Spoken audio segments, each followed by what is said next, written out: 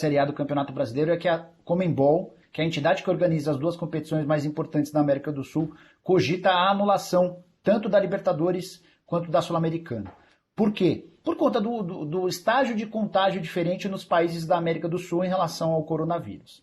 Imagina deslocar uma delegação de Medellín para alguma cidade no Equador. Imagina você ter um time no Rio de Janeiro se deslocando para o Uruguai.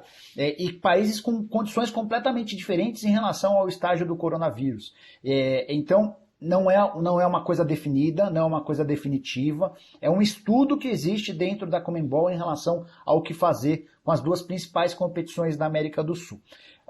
As competições já começaram, o que impediriam, por exemplo, Bruno, de um rearranjo de grupos, né? Você não pode mudar agora no meio do campeonato, agora vamos tentar organizar de outro jeito. Então, a Conmebol tem tentado encontrar alternativas, tem tentado buscar soluções e já procurou alguns clubes para falar dessa ideia. A recepção, a ideia foi péssima, tá?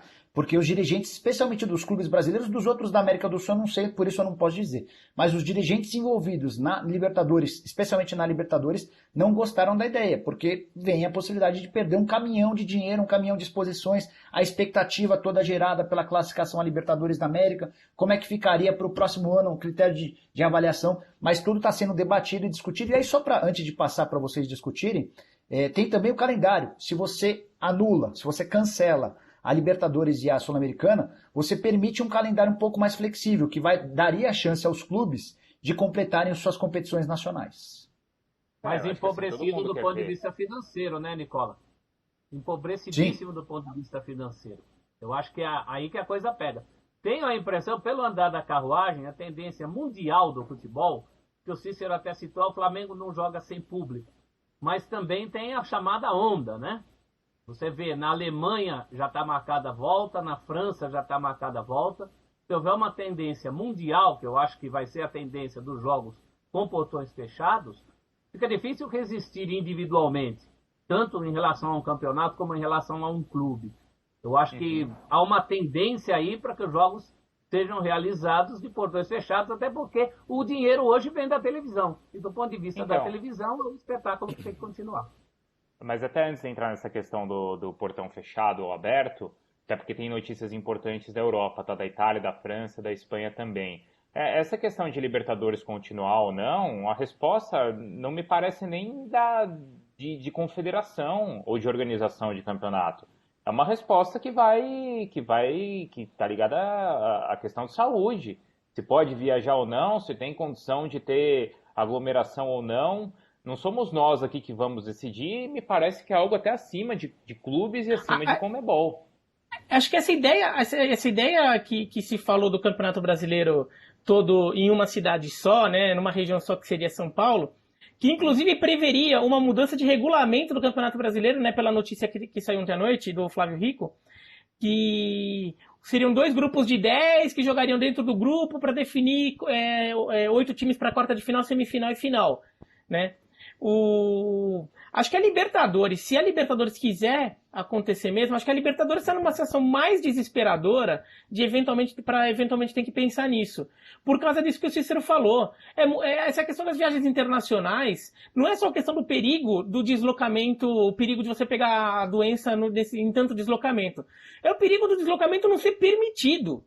Né, de não ter liberação. Isso. A situação no Equador tá absurda. Tem gente morta que o pessoal tá largando na rua porque o sistema funerário não tá dando conta em Guayaquil.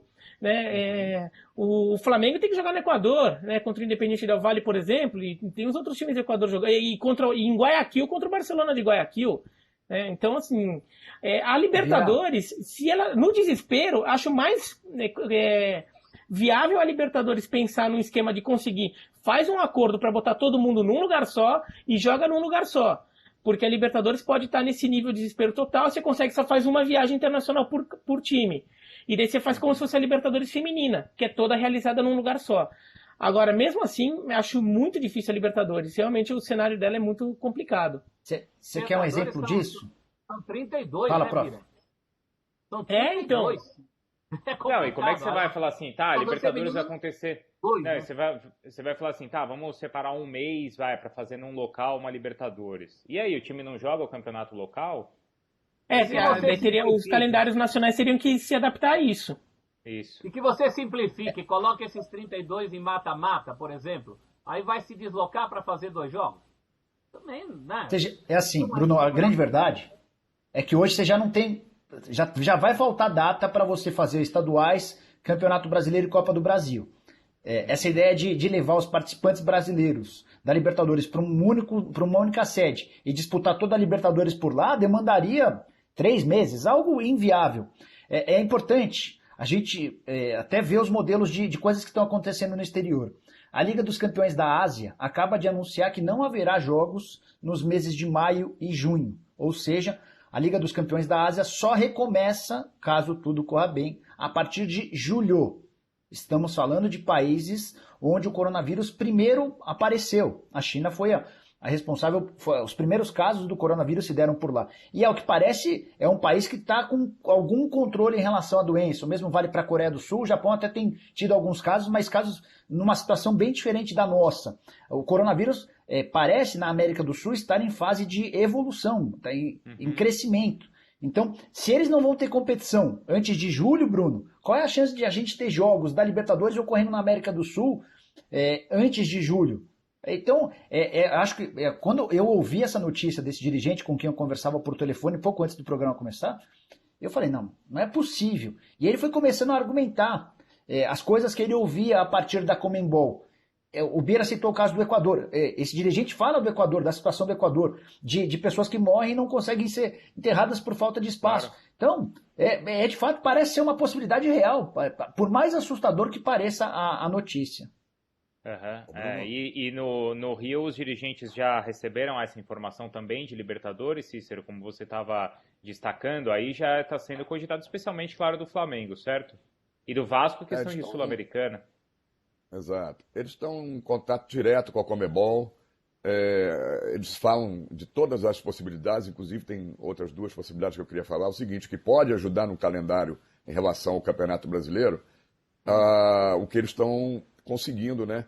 Que os clubes possam jogar, ao invés de com intervalo de 66 horas, jogar com intervalo de 48 horas. Não é que todo clube vai jogar de 48 horas em 48 horas, mas você vai adaptar aquele que jogou a Libertadores, se tiver Libertadores, Sul-Americana, Copa do Brasil, nessa semana joga com intervalo de 48 horas. Né? Outra coisa, em relação ao Campeonato Brasileiro, todos os clubes deverão ter voos fretados e não voos comerciais. O Flamengo praticamente já faz todas as suas viagens com voos fretados. E isso vai ser uma prática. Primeiro que as companhias aéreas estão precisando de que os voos aconteçam. Então os voos vão baratear, os voos fretados, né?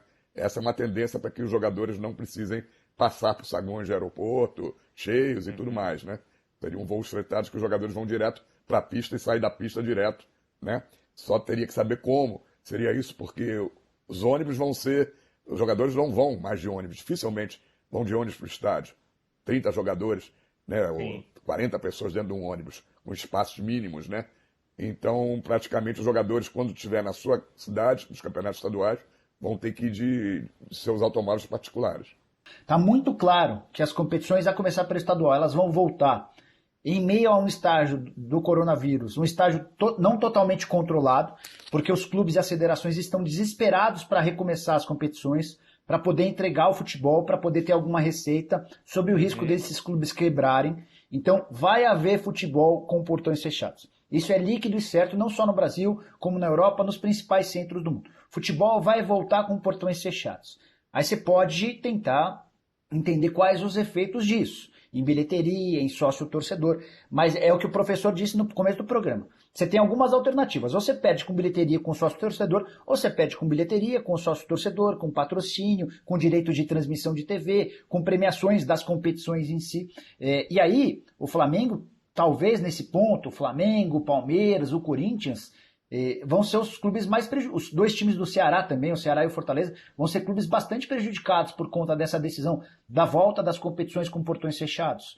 Porque são clubes que não sei se dependem, mas são clubes que têm um sócio-torcedor muito ativo, que têm bilheterias muito importantes. O Flamengo estimou só com bilheteria para esse ano, tá no orçamento do clube, algo na casa de 108 milhões de reais, Bruno. Então, a gente está falando de muito dinheiro que vai deixar de entrar a partir da decisão de voltar a jogar com portões fechados. Mas olha só.